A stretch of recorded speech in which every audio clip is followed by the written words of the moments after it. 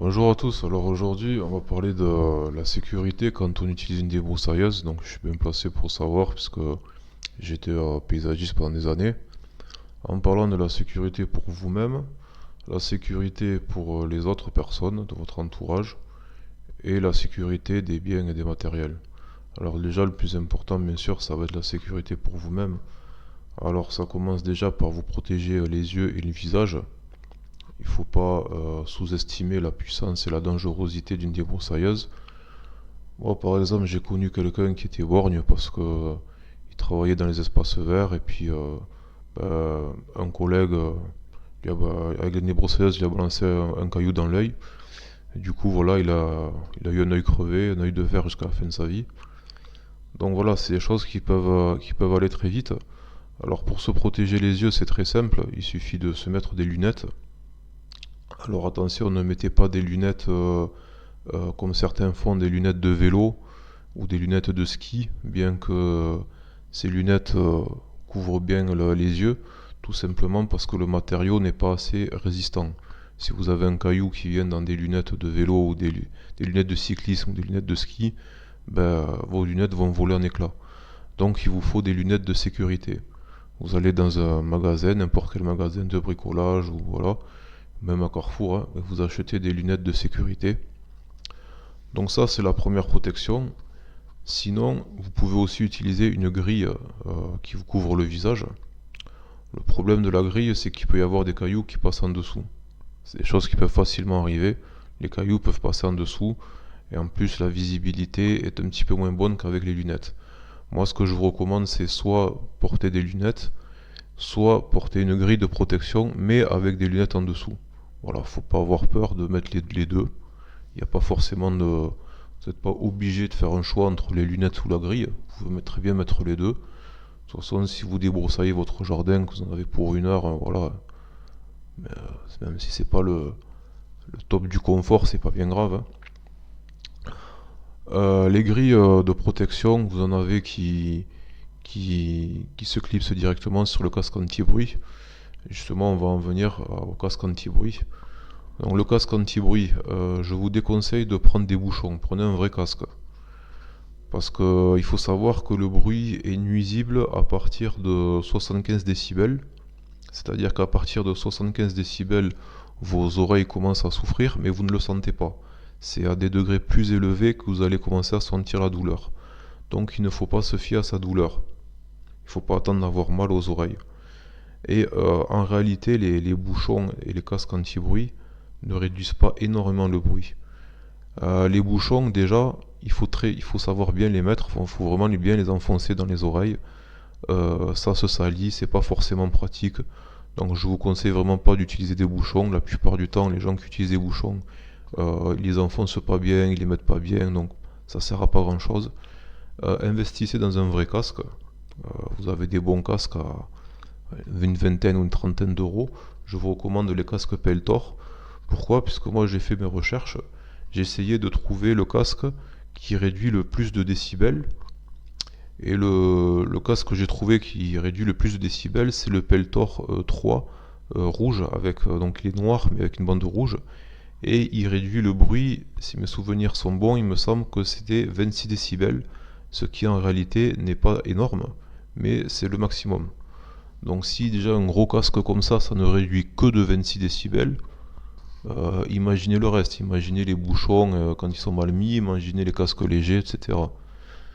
Donc voilà, le bruit est nocif à partir de 75 décibels et une débroussailleuse monte très facilement au-dessus des 100 décibels. Donc si ça réduit de 26 décibels, déjà, c'est pas un luxe quoi. Et oui, les réductions de bruit n'est pas si énorme que ça en réalité. Le bruit c'est quelque chose de nocif et même les meilleurs des casques ne réduisent pas énormément le bruit. En plus de ça, le casque Peltor, ben, si vous achetez une visière de la même marque, ben, vous pouvez facilement la clipser sur le casque. Ensuite, vous avez des casques intégraux donc qui incluent un casque de chantier, protection de la tête, protection des oreilles, visière. Alors ça dépend de ce qu'on fait. Si vous faites du gros débroussaillage, des ronces, etc., Ouais, ça peut valoir le coup de se protéger le dessus de la tête. Après, la majorité du temps, l'immense majorité du temps, quand on utilise une débroussailleuse, c'est pour faire des bordures de pelouse. Donc si on travaille avec un fil, on ne travaille pas une lame. C'est pour ça que je ne vais pas beaucoup parler de la sécurité liée à la lame. On travaille généralement avec un fil. Donc se protéger le dessus de la tête. Bon, si vous voulez le faire, faites-le, mais je pense que c'est pas le plus important. Le plus important, c'est surtout le visage, les yeux et les oreilles. Ensuite, les gants, ben, je vous conseille d'utiliser des gants parce que c'est une question d'hygiène déjà. Et ensuite, ben, si vous vous mettez voilà, plein de poussière, des bactéries sur les mains, ensuite si vous vous frottez les yeux, ben, vous vous en mettez sur les yeux. Voilà, les gants pour des raisons d'hygiène. En plus, on va manipuler de l'essence. Donc, mettez une paire de gants. Ensuite, la question du corps, est-ce qu'on doit utiliser des vêtements à manches courtes ou manches longues? Si c'est pour faire des bordures de pelouse et que vous êtes en été qui fait chaud, moi personnellement, j'ai jamais eu de problème à être en manches courtes. Donc voilà, il n'y a pas de souci, manches courtes. Ensuite, le harnais. Le harnais de la débroussailleuse, ça c'est extrêmement important. Donc ça, c'est pas pour la sécurité immédiate, bien que ça joue un rôle, mais c'est surtout pour la santé à long terme. Alors le harnais, il faut savoir que la débroussailleuse, contrairement aux idées reçues, ça ne fait pas mal au dos. Ça fait mal au dos quand le harnais est mal ajusté. Si vous avez un harnais qui est bien ajusté, vous pouvez débroussailler pendant des heures tous les jours, vous n'aurez pas mal au dos.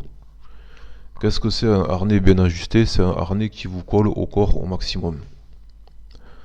Donc en fait, il vous faut un harnais en fait, vous le mettez quand il n'est pas ajusté, vous le serrez au maximum de partout. Bon, bien sûr, il faut pouvoir respirer. Et ensuite, pour l'enlever, ben, vous le desserrez, vous l'enlevez. Si vous utilisez un harnais comme beaucoup font, soi-disant que ces gens-là prétendent qu'ils l'ont ajusté, mais vous êtes capable de le retirer sans le desserrer, c'est-à-dire vous le mettez et vous le retirez sans ni le serrer après l'avoir mis et sans avoir besoin de le desserrer en l'enlevant, c'est que votre harnais est mal ajusté et vous aurez mal au dos. Un harnais qui est bien ajusté, c'est impossible de le retirer autrement qu'en le desserrant. Donc utilisez des harnais qui se serrent et qui se desserrent facilement. Bon, la plupart des harnais des bonnes marques, style Husqvarna, etc. Il n'y a pas de problème avec ça. Mais voilà, vous allez mettre votre harnais à chaque fois qui est lâche. Vous tirez sur les ficelles, ça prend même pas une seconde. Vous serrez tout au maximum. Vous débroussaillez le temps qu'il faut, vous aurez pas mal au dos. Et ensuite, ben, vous détachez votre harnais. Vous tirez sur les ficelles en sens inverse pour le desserrer et vous l'enlevez. Si vous avez un harnais que vous mettez, vous ne le serrez pas et vous êtes capable de l'enlever sans le desserrer, c'est qu'il y a du jeu. Si vous pouvez l'enlever sans le desserrer, c'est qu'il y a du jeu. Et donc il est mal ajusté, donc vous aurez mal au dos. C'est aussi simple que ça. Ensuite le pantalon. Alors le pantalon, euh, oui forcément on met un pantalon de sécurité ou au strict minimum un jean, mais ne mettez pas un short. Parce que vous savez pas, voilà, quand vous allez, même si c'est de la petite herbe fraîche, pas très haute, déjà c'est pas forcément agréable de se salir les jambes. Et oui, parce que les projections, ça va vous mettre de la poussière d'herbe incrustée. Et ensuite, vous savez pas si sous l'herbe il va pas y avoir un caillou que vous allez vous balancer sur les jambes. Voilà, vous lacérez les jambes. Donc voilà, ça c'est du bon sens. Ça c'est du bon sens, évidemment. On met soit un pantalon de travail, ou soit au minimum un jean. Les chaussures, c'est pareil. Bien évidemment, on met des chaussures de sécurité ou bien des bottes de sécurité. Voilà, on met pas, on ne travaille pas évidemment en claquettes comme même en été. On ne travaille pas non plus avec des baskets parce que pareil, les projections, ça peut lacérer la chaussure et vous blesser le pied à l'intérieur. Ensuite, il faut savoir, ensuite pour la sécurité des personnes. Donc ça, quand vous débroussaillez un jardin, ou que ce soit votre jardin ou chez quelqu'un, il faut que les choses soient claires avec les gens qui sont dans la maison. Personne ne sort quand vous débroussaillez. Et encore moins les enfants, voilà, personne ne sort quand vous débroussaillez. Il doit y avoir personne dans l'environnement. Pourquoi? Parce que c'est dangereux, tout simplement. Voilà, on ne sait jamais qu'est-ce qui peut être projeté. Donc il faut savoir qu'une débroussailleuse projette sur la gauche, puisque voilà, vue du dessus, la débroussailleuse elle tourne au sens anti-horaire, contraire aux aiguilles d'une montre. Donc une débroussailleuse projette toujours sur la gauche. Donc quand vous allez débroussailler par exemple une bordure, ben, vous allez toujours débroussailler avec la pelouse sur la gauche et le mur sur la droite, pour ne pas balancer sur le mur. Et de manière générale, tout ce qui est fragile, tout ce qui peut être risqué, vous allez le laisser sur votre droite, et là où c'est le moins dangereux, au niveau des projections, s'il y en a, ben, ce sera sur votre gauche. Pour les professionnels, il faut faire attention quand on est en extérieur, puisque bon, quand on est dans une maison, c'est facile au dire de gens de ne pas sortir quand on est broussaille. Euh, Puisqu'il y a le risque de projection, il y a aussi le risque de bruit, hein. Il n'y a pas que les projections, puisque même si vous avez des enfants qui sont à proximité, bon, ils sont pas protégés du bruit, donc il y a ce risque aussi. Quand vous êtes dans des espaces publics, c'est plus compliqué parce que vous ne pouvez pas empêcher les gens de passer. Alors bon, quand les gens vont passer, vous allez vous arrêter. Ça, je parle pour les professionnels là, qui travaillent dans les espaces publics. Il faut faire attention aussi quand on est concentré sur ce qu'on fait, c'est qu'on oublie son environnement. On ne voit pas qu'il y a quelqu'un qui passe. Euh, Si vous êtes en bord de route, on peut oublier, on peut ne pas entendre les voitures qui arrivent, les camions qui arrivent. Donc être vigilant face à son environnement. Qu'est-ce qu'il y a à rajouter encore?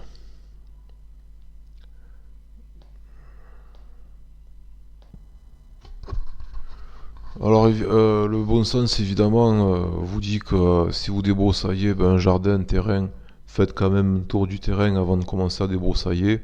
Voilà, si vous repérez des choses fragiles, des pots de fleurs, des choses comme ça, vous les enlevez. S'il y a des choses dangereuses, des débris de verre par exemple, essayez de checker un petit peu voilà, avant de vous mettre au travail.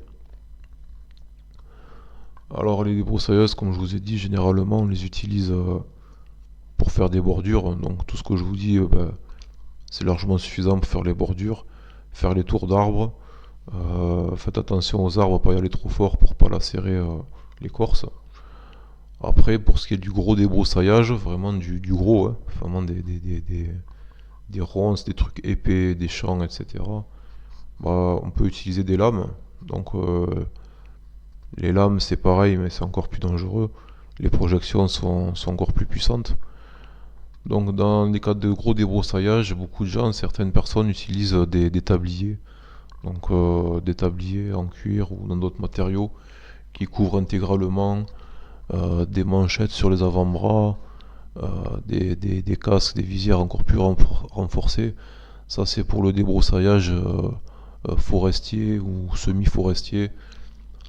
C'est assez rare quand même pour un particulier de faire ça. Donc voilà. Euh, pour tout ce que je vous ai dit, pour ce qui est de faire vos bordures dans votre jardin, je pense que ce sera suffisant. Donc lunettes, visière, casque anti-bruit, pantalon de travail, gants et chaussures de sécurité. Et si vous voulez, voilà, pour l'hiver par exemple, vous pouvez vous mettre une veste de travail ou des vêtements qui craignent pas trop, parce qu'il faut savoir aussi que les projections d'herbe, ça va quand même salir les vêtements, ça va un peu les incruster. Donc, mettez des vêtements qui craignent pas trop pour faire le jardin.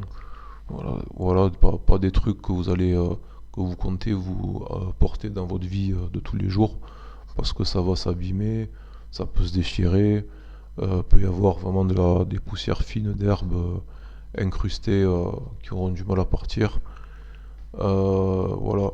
Et également, si vous avez vraiment de l'herbe qui est vraiment pas beaucoup d'herbe, des petites bordures comme ça, on peut facilement être tenté, surtout quand on a une bonne maîtrise de l'éjection de la débroussailleuse, comme c'est le cas pour moi, on peut être tenté de débroussailler sans lunettes.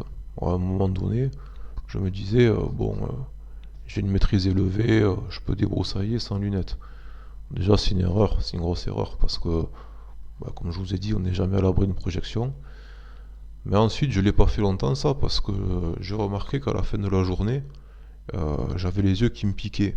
En fait, c'est simple, c'est que quand on débroussaille, on est dans un nuage de poussière, d'herbe, de fines particules qu'on ne voit pas forcément. Et ça peut vous irriter les yeux. Et moi, personnellement, dans mon cas, quand j'étais vraiment dans des gros nuages de poussière, ça m'a provoqué aussi des crises d'asthme. Donc, ouais, faut faire gaffe à ça aussi. Voilà. Prenez soin de vous. N'hésitez pas à mettre plus de sécurité qu'il n'en faut, hein. Vaut mieux trop de sécurité que pas assez. Je vous dis à très bientôt. Ciao.